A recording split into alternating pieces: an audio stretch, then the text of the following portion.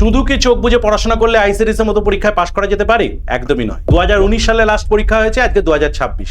7 বছরে অনেক কিছু পরিবর্তন হয়েছে।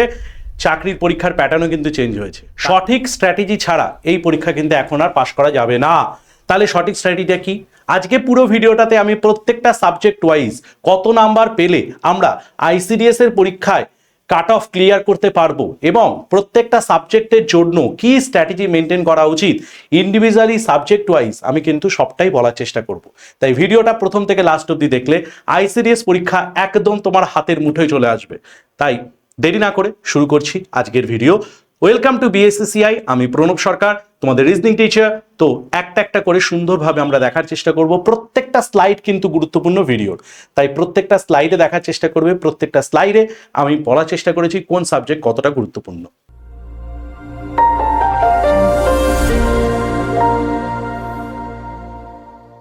তো যুদ্ধ শুরু করার আগে জানতে হবে যে যুদ্ধে আমাদের কত দূর দৌড়তে হবে। টোটাল 100 মার্কসের পরীক্ষা, আমাদের এই 100 মার্কসের মধ্যে কত মার্কস পেলে আমরা একটা সেফ জোনে থাকতে পারি সেটাই প্রথম জানতে হবে। কত? 75 প্লাস যদি আমরা পেতে পারি তাহলে কিন্তু একটা সেফ জায়গায় আমরা থাকতে পারবো 100-র মধ্যে। ঠিক আছে, দেখো এর মধ্যে আমাদের টার্গেট রাখতে হবে মোটামুটি 82 থেকে 88 মার্কস। তার মধ্যে থেকে আমাদের ভুল উত্তর বেছে নিয়ে মোটামুটি 7 থেকে 10টা যদি আমাদের ভুল হয় আমরা 75 মার্কসের কাছাকাছি যেতে পারি। ঠিক আছে, তো 80টা যদি আমরা টার্গেট রাখি, 80টা যদি আমরা ভাবি যে 80টা কোয়েশ্চেন আমরা অ্যান্সার করব, তার থেকে ধরে নিলাম 7টা বা 5টা কম হলেও তাহলে আমরা 75-এর কাছাকাছি কিন্তু যেতে পারবো। ওকে, ডান।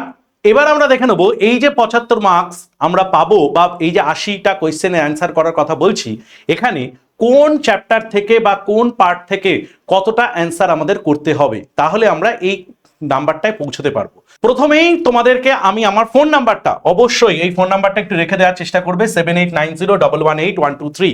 তোমাদের যদি কোনো প্রবলেম হয় অবশ্যই কল করবে। আমি তোমাদেরকে যথাসম্ভব আমার যতটুকু জ্ঞান আছে আমি সাহায্য করার চেষ্টা করব, বা তোমাদের কি স্ট্র্যাটেজিতে পড়াশোনা করা উচিত, কোন সাবজেক্টে কতটা জোর দেওয়া উচিত, আমি অবশ্যই সেটা বলে দেওয়ার চেষ্টা করব। কোনো প্রবলেম হলে অবশ্যই কল করবে। ওকে, তো প্রথমেই দেখে নিই সাবজেক্ট ওয়াইজ ডিভিশন কি হওয়া উচিত। দেখো, জেনারেল স্টাডিজ বা জিকে, এখান থেকে আমাদের মোটামুটি টার্গেট রাখতে হবে 22 থেকে 25 নম্বর। ওকে, 22 থেকে 25 নম্বর এটা কিন্তু আমাদের টার্গেট রাখতে হবে। লাইফ সায়েন্স, নিউট্রিশন সব থেকে গুরুত্বপূর্ণ পার্ট, যেখানে আমাদের টার্গেট রাখতে হবে 15 থেকে 18 মার্কসের। 15 থেকে 18 মার্কসের টার্গেট এখান থেকে আমাদের রাখতে হবে। কারেন্ট অ্যাফেয়ার্স 10 থেকে 12টা কোয়েশ্চেন, ঠিক আছে, সেটা আমাদের দেখতে হবে কিরকম ভাবে রয়েছে।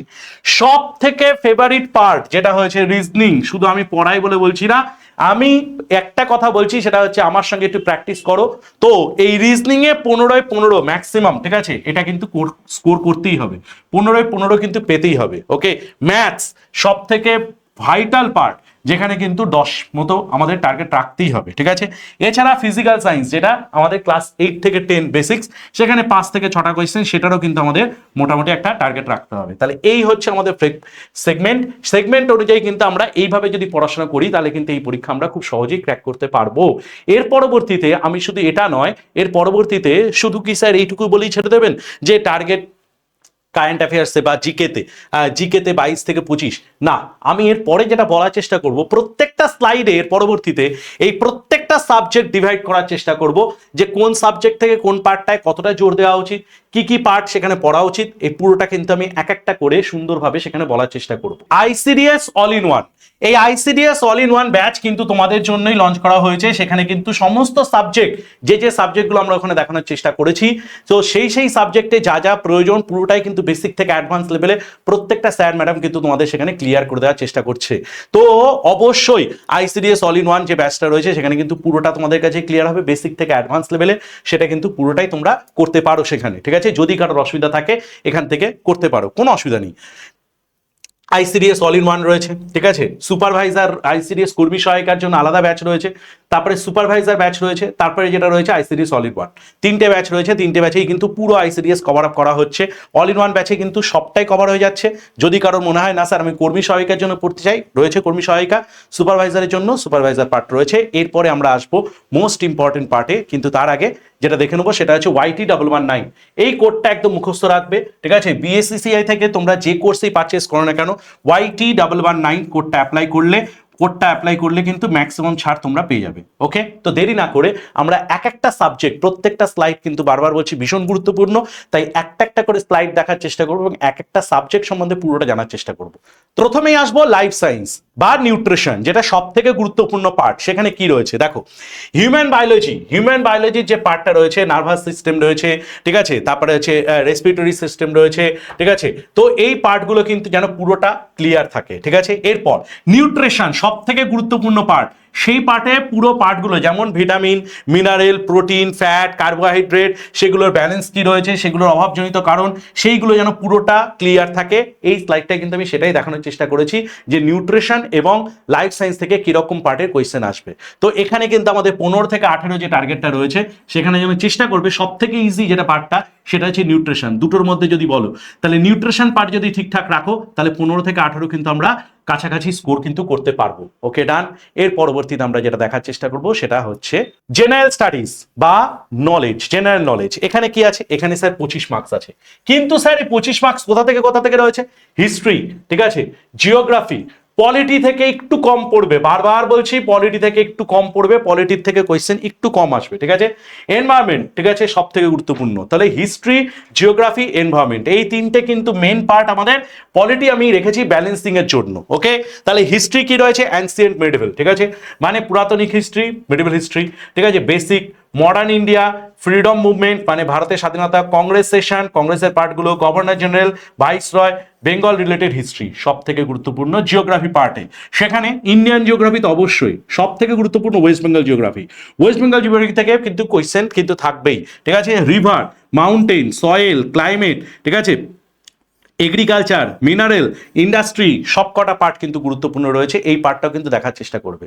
সঙ্গে কনস্টিটিউশনে যে পার্টটা রয়েছে, এই পার্টটা থেকেও সব থেকে গুরুত্বপূর্ণ যেটা আমি সেটা বলে দিচ্ছি, সেটা হচ্ছে এইটা ফান্ডামেন্টাল রাইট এবং ডিউটিস। এই পার্টটা থেকে কিছু দেখে রাখার চেষ্টা করবে, এখান থেকেও কোয়েশ্চেন অনেকটা বেশি আসার চান্সেস আছে। তবে পলিটির থেকেও বেশি জরুরি সেটা হচ্ছে এনভায়রনমেন্ট, ঠিক আছে, pollution, ecosystem, biodiversity, national park, এই পার্টগুলো যেন ক্লিয়ার থাকে। তাহলে আমাদের যে টার্গেটেড 25 নাম্বার রয়েছে, সেটা কিন্তু আমরা এখান থেকেও বেশিটাই তুলে দিতে পারবো। তো এই পার্টটাও কিন্তু সেইভাবে রাখার চেষ্টা করবে। এবার স্যার এগুলো কখন কিভাবে পড়বো, সেটাও আমি পুরো ভিডিওটাতে বলার চেষ্টা করব, চিন্তার কোনো কারণ নেই, লাস্ট অব্দি দেখো, পুরোটা ক্লিয়ার হয়ে যাবে। এরপর যে পার্টটা সব থেকে গুরুত্বপূর্ণ, কারেন্ট অ্যাফেয়ার্স। কারেন্ট অ্যাফেয়ার্সের মধ্যেও কিন্তু সব থেকে যেটা লাগবে, স্টার মার্কিংটা আমি লিখে রেখেছি, ওম্যান এবং চাইল্ড রিলেটেড স্কিম, ঠিক আছে, ভারতবর্ষে এবং পশ্চিমবঙ্গে ওম্যান এবং চাইল্ড রিলেটেড যে স্কিমগুলো রয়েছে, সেগুলো যেন একদম ক্লিয়ার থাকে, ঠিক আছে। গভর্নমেন্টাল স্কিম সেটা তো থাকবেই, সঙ্গে এই পার্টটা মেন, ঠিক আছে। অ্যাওয়ার্ড, ঠিক আছে, যে পুরস্কারগুলো রয়েছে সেগুলো, নতুন যারা অ্যাপয়েন্ট হচ্ছে বিভিন্ন পদে, সেই পার্টটা, স্পোর্টসের কিছু জিনিস, স্পোর্টস খুব কম লাগবে তাও, ঠিক আছে। বুকস অ্যান্ড অথর মানে বই এবং তার লেখক, সেগুলো, ইম্পর্টেন্ট ডেজ, সেটাও কিন্তু গুরুত্বপূর্ণ, ঠিক আছে। তারপরে কি রয়েছে, রিপোর্ট, যে রিপোর্টগুলো রয়েছে, চাইল্ড ডেভেলপমেন্ট রিপোর্ট বা এই যে রিপোর্টগুলো রয়েছে, সেই রিপোর্টগুলো, সায়েন্স অ্যান্ড টেকের পার্টটা, ঠিক আছে। তারপরে ডিফেন্স অ্যান্ড সাবমিট, ঠিক আছে, ইম্পর্টেন্ট পার্সোনালিটি, ঠিক আছে, মহিলা সংক্রান্ত ইম্পর্টেন্ট পার্সোনালিটি, সেটাও কিন্তু ক্লিয়ার রাখার চেষ্টা করবে। তবে এই কারেন্ট অ্যাফেয়ার্স কিভাবে আমরা রাখবো, দেখো প্রত্যেক দিন পড়তে হবে, ঠিক আছে। শর্ট নোট ইউজ করার চেষ্টা করবে এগুলো সম্বন্ধে, বিশেষ ইম্পর্টেন্ট যে পার্টগুলো রয়েছে সেগুলো সম্বন্ধে শর্ট নোট রাখার চেষ্টা করবে, ঠিক আছে। এমসিকিউ প্র্যাকটিস করবে, ঠিক আছে, উইকলি রিভিশন করবে, তবেই কিন্তু এটা মনে থাকবে। এটা কিন্তু শুধু ভেবো না একবার পড়লে মনে থেকে যাবে, সেরকম কিন্তু পার্ট নয় এটা। তো সেখানে কিন্তু আমাদের যেটা মেন পার্ট, সেটা হচ্ছে প্রথম পড়া, তারপরে সেটা শর্ট নোট করা, সঙ্গে সেটা প্র্যাকটিস করা, সঙ্গে সেটা উইকলি রিভিশন করা। এই যদি না করো, তাহলে কিন্তু এই 10 থেকে 12 নম্বর কিন্তু আমাদের কাছে অধরাই থেকে যাবে। তাহলে কারেন্ট অ্যাফেয়ার্সে 10 থেকে 12 নম্বরও কিন্তু ভীষণ ইম্পর্টেন্ট। এর পরবর্তীতে যে পার্টে সব থেকে ফুল মার্কস পাওয়া যাবে, সেই দুটো পার্ট নিয়ে আলোচনা করব। প্রথমেই আসবে অ্যারিথমেটিক্স। অ্যারিথমেটিক্সের যে পার্ট রয়েছে, সেখানে হচ্ছে দেখো প্রথমত কি মাঝারি গুরুত্ব কোনগুলো রয়েছে, ঠিক আছে, সাধারণ যে পার্টগুলো রয়েছে, ঠিক আছে, যোগ বিয়োগ গুণ ভাগ, ঠিক আছে, এইগুলো যেন খুব রেডি থাকে ভালো মতো, ঠিক আছে, ভালো মতো যোগ বিয়োগ গুণ ভাগ যেন রেডি থাকে। মাল্টিপ্লিকেশন, যোগ বিয়োগ গুণ ভাগ যেন ভালো মতো রেডি থাকে। মাল্টিপ্লিকেশন পার্ট যেন খুব সুন্দরভাবে রেডি থাকে, ঠিক আছে, মানে নামতা, টেবিল যাতে খুব ভালো মতো মুখস্থ থাকে। এরপর যেটা মাঝারি গুরুত্বপূর্ণ, সেটাখানে কি রয়েছে, লসাগু গসাগু রয়েছে, সিম্পলিফিকেশন রয়েছে, ঠিক আছে, ফ্র্যাকশন রয়েছে, পার্টনারশিপ, ঠিক আছে, পার্টনারশিপের পার্ট রয়েছে, তারপরে মিক্সচার রয়েছে, ঠিক আছে, এই পার্টগুলো কিন্তু মোটামুটি রয়েছে, ঠিক আছে। সবচেয়ে গুরুত্বপূর্ণ যেগুলো রয়েছে সেটা কি পার্সেন্টেজ, ঠিক আছে, বা লাভ ক্ষতি, প্রফিট লস, রেশিও প্রপোর্শন, ঠিক আছে, মানে অনুপাত সমানুপাত, গড়, ঠিক আছে, গড়, সাধারণ অনুপাত, সিম্পল ইন্টারেস্ট, ঠিক আছে, time and work, time and distance, এই পার্টগুলো কিন্তু গুরুত্বপূর্ণ। এই পার্টগুলো যদি ঠিকঠাকভাবে একটুখানি প্র্যাকটিস করো তাহলে কিন্তু 10-এ 10 একদম পাওয়া যাবে, ঠিক আছে। ফর্মুলা শুধু মুখস্থ করো না, ফর্মুলা অ্যাপ্লাই করার চেষ্টা করো, মানে কোয়েশ্চেনের সঙ্গে সঙ্গে সেই ফর্মুলাটাকে অ্যাপ্লাই করার চেষ্টা করো। একই ফর্মুলায় 2-3টে কোয়েশ্চেন করো, তাহলে দেখো ফর্মুলা মুখস্থ করতে হবে না, কোয়েশ্চেনটা পুরোটা ক্লিয়ার থাকবে, ঠিক আছে। বেসিক অঙ্ক মোটামুটি চেষ্টা করতে হবে প্রত্যেক দিন, ঠিক আছে, প্রত্যেক দিন প্র্যাকটিস করতে হবে, ঠিক আছে। লাস্টে PYQ সলভ করতে হবে, তাহলেই কিন্তু অঙ্কের মতো জায়গায় আমরা ফুল মার্কস পেতে পারবো। এরপর রিজনিংয়ে যে 15 নম্বর রয়েছে, ঠিক আছে, সেই 15 নম্বরে কিন্তু 15 আউট অফ 15 পেতেই হবে, ঠিক আছে, 15 পেতেই হবে। এর জন্য আমি কিন্তু প্রত্যেক মঙ্গলবার দুপুরবেলা 2টোর সময় আমি আসছি, ঠিক আছে, ওয়াইটিতে, তখন কিন্তু তোমাদের সঙ্গে সেখানে দেখা হচ্ছে এবং সেখানে কিন্তু আমি প্রত্যেকটা পার্ট রিজনিংয়ে কত কি কোয়েশ্চেন আসবে সেটা কিন্তু আমি পুরোটা দেখিয়ে দেওয়ার চেষ্টা করছি। তো যদি শুধু সেই সেশনটা করো এবং বেসিক থেকে যদি জানতে চাও তাহলে অবশ্যই আমাদের যে ICDS all in one batch রয়েছে সেখানে কিন্তু আমি বেসিক থেকে পুরোটা রিজনিং পার্ট ক্লিয়ার করে দিচ্ছি। আর যাদের প্র্যাকটিস রয়েছে তারা শুধুমাত্র প্র্যাকটিসের জন্য মঙ্গলবার দুপুরবেলা চলে এসো 2টো থেকে, সেখানে কিন্তু আমি রিজনিং এর প্রত্যেকটা পার্ট ধরে ধরে কিন্তু সুন্দরভাবে মানে প্র্যাকটিস করিয়ে দিচ্ছি, সেটা যেন পুরোটা ক্লিয়ার থাকে, ঠিক আছে। সেটা যদি করে যাও তাহলে 15 আউট অফ 15 কিন্তু ইজিলি পাওয়া যাবে। বেসিক থেকে চাইলে, আমি আবারও বলছি, বেসিক থেকে চাইলে ব্যাচে চলে এসো, ICDS all in one batch, সেখানে চলে এসো, সেখানে এলে পরে কিন্তু পুরো বেসিক ক্লিয়ার করে দেবো। আর যদি বলো না স্যার আমার প্র্যাকটিস করার দরকার, চলে এসো ওয়াইটিতে, প্র্যাকটিস করো, কোনো অসুবিধা নেই, ঠিক আছে। এরপর ফিজিক্যাল সায়েন্স যে পার্টটা আমরা অনেকেই অ্যাভয়েড করে যাই, এখানে কিন্তু ভাইটাল 5 থেকে 7 নম্বর রয়েছে, সেগুলো কিন্তু নর্মাল এই ক্লাস 8-9-এর হচ্ছে তোমার ফিজিক্স, সেই পার্টটা কিন্তু একটু ভালো করে দেখার চেষ্টা করো, তাহলেও কিন্তু এই পিছুটা ক্লিয়ার থাকবে। এর পরবর্তীতে আমি মোটামুটি একটা আগামী দিনগুলোতে কিভাবে তোমরা কোন পার্টে কিভাবে পড়াশোনা করবে তার একটা পার্ট আমি মোটামুটি দিয়ে দেওয়ার চেষ্টা করেছি।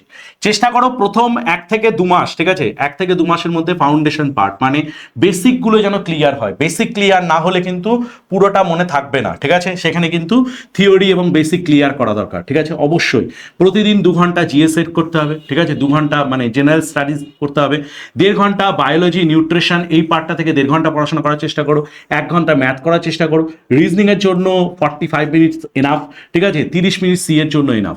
এই পার্টগুলো কিন্তু প্রত্যেকদিন বেসিক থেকে অ্যাডভান্স প্রত্যেক দিন কিন্তু বেসিক থেকে এগুলো কিন্তু রেডি রাখতে হবে। এটা যদি রেডি না থাকে তাহলে কিন্তু আমরা এগোতে পারবো না, হোঁচট খাবো, ঠিক আছে। কোথায় এগোতে পারবে না?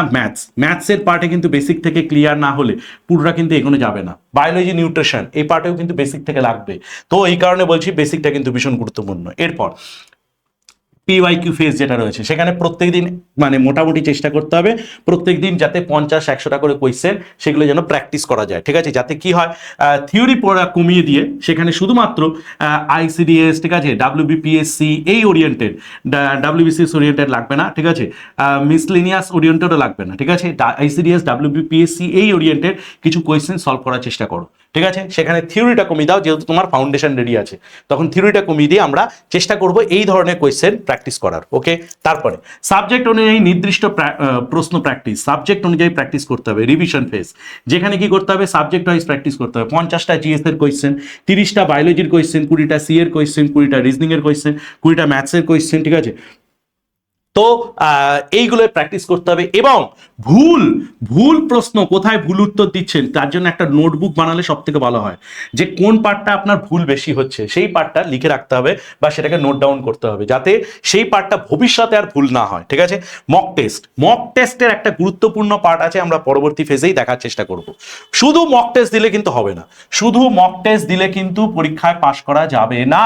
আমাদের অনেকেই ধারণা আছে মক টেস্ট দিলেই বোধহয় পাশ করে যাবো, একদমই নয়। মক টেস্টের সঙ্গে সঙ্গে যেটা সব থেকে গুরুত্বপূর্ণ, অ্যানালিসিস করা। মক টেস্টে কি কি ভুল করছো, কোন পার্টে ভুল হচ্ছে, সেই পার্টটা যাতে ভবিষ্যতে আর জীবনে ভুল না হয়, সেখান থেকে যে কোয়েশ্চেনই ভবিষ্যতে জিজ্ঞেস করুক যেন আমরা ইজিলি অ্যান্সার করে আসতে পারি, এই ধারণা কিন্তু একদম নিশ্চিত করতে হবে, ঠিক আছে, যাতে সেখান থেকে ভবিষ্যতে আর কোনো কোয়েশ্চেন করলেও তুমি যাতে আর ভুল না করো। তাই সেই পার্টগুলো লেখার চেষ্টা করবে, যে পার্টে ভুল হচ্ছে ম্যাক্সিমাম অ্যানালিসিস করার চেষ্টা করবে, ঠিক আছে। মিস্টেক নোটবুক আলাদা করে তৈরি করার চেষ্টা করবে যে কোথায় কোথায় ভুল হচ্ছে। রিভিশন মাস্ট বি, সব থেকে গুরুত্বপূর্ণ, রিভিশন করতে হবে।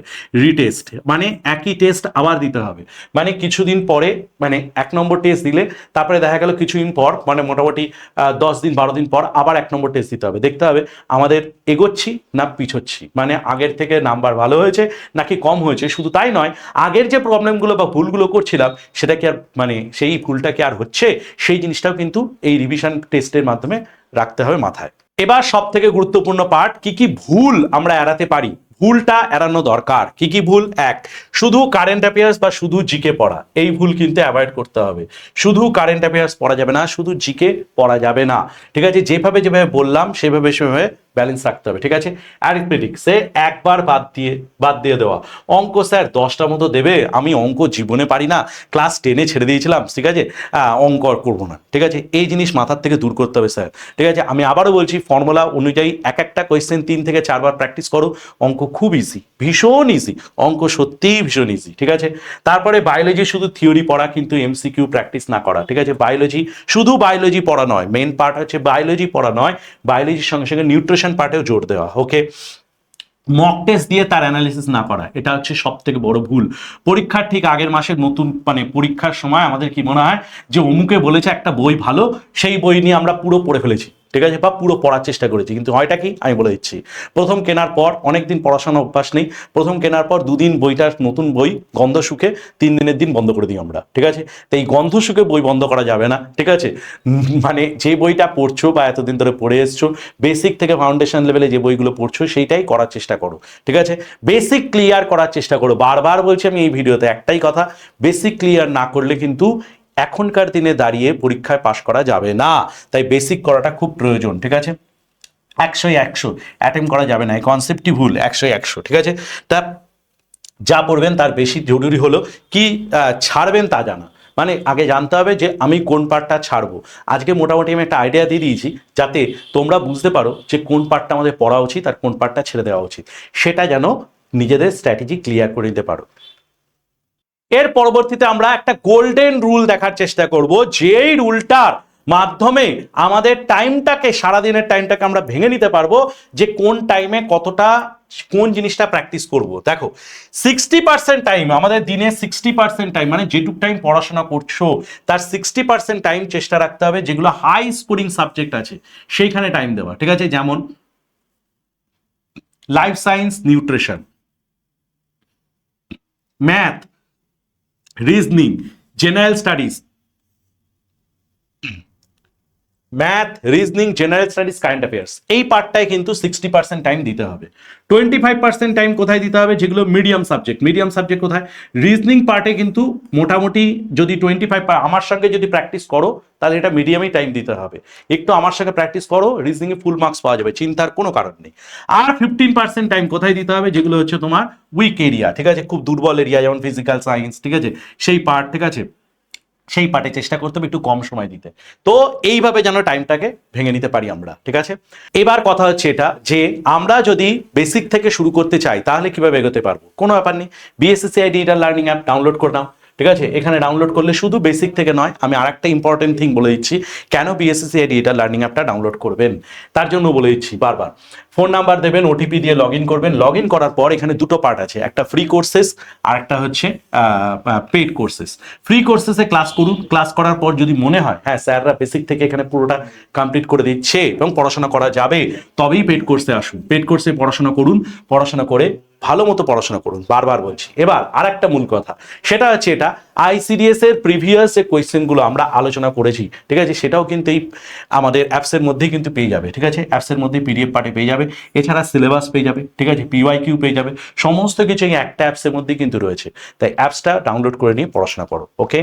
পিওয়াইকিউ রয়েছে, অফিসিয়াল সিলেবাস রয়েছে, মান্থলি ম্যাগাজিন রয়েছে, জব অ্যালার্ট রয়েছে, এক্সাম রিলেটেড আপডেট রয়েছে। কবে এক্সাম হবে এই চিন্তা ছেড়ে দিয়ে, এই চিন্তা আমাদের উপর রেখে দিয়ে নিজে পড়াশোনা করুন, ঠিক আছে। জবে বা যে মুহূর্তে নোটিফিকেশন বেরোবে সেই মুহূর্তে আপনি ভিডিও পেয়ে যাবেন, অ্যাপসেই পেয়ে যাবেন। সুতরাং কোনো চিন্তা নেই নিয়ে, ঠিক আছে, আপনি শুধু পড়াশোনায় মনোযোগ দিন, ওকে। ভিডিওটা ভালো লাগলে অবশ্যই লাইক করবে, শেয়ার করবে, কমেন্ট করবে যে তোমাদের আর কি প্রয়োজন, সেটারও কিন্তু ব্যবস্থা আমরা করে দেওয়ার চেষ্টা করব। আর একটা জিনিস, সেটা কি, কমেন্টে অবশ্যই জানানোর চেষ্টা করবে তোমার টার্গেটেড জব কি, আইসিডিএস সুপারভাইজার নাকি কর্মী নাকি সহায়িকা। ঠিক আছে, তো আজকে এই পর্যন্তই।